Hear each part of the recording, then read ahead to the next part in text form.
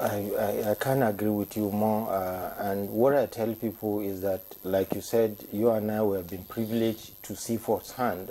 For me, as an embedded, at certain point, I had nightmare because of my experience in the Northeast, seeing officers and men that maybe you have interacted with them. Next time when you go back, they come home with what the expert called body bags.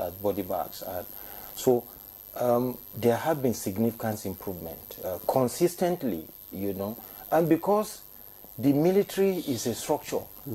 The man who, for instance, is heading the Nigerian Armed Forces today, what at some point, either as a younger officer had served in the theater and rose to the rank up to being the theater commander, and all the other officers, the other services, that is how the military. So there has been a consistent improvement in how they are able to hold the ground. But there have also been learned lessons. What is it that happened that at that point that you said that some soldiers have to want to remove their uniform? And I think many of those gaps have been closed, And even in terms of citizen support, there have been more citizen support, more than it used to be. But there are still some Nigerians who don't understand what is up, that we are fighting a very difficult war. And like I said earlier, this war, like in other parts of the world, cannot be won by kinetic approach alone.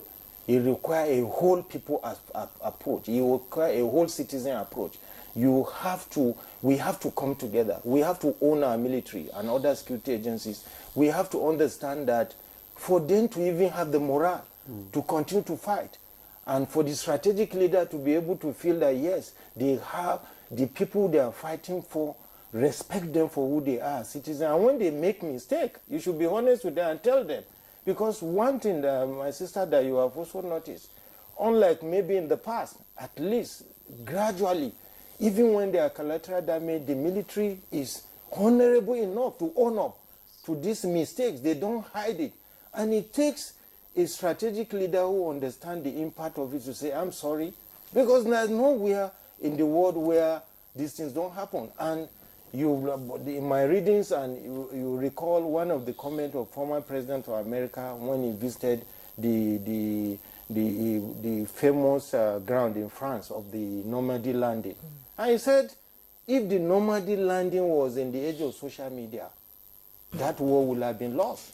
Because literally anyone who have read about the Second World War and what the then joint commander of the General Eisenhower who became president, I'm sure he wouldn't have become even American president, because literally the first special forces fighters that went down, all of them were down, and the second set had to be matching the dead of the first set of officers. But the war went on, and the Allied forces won.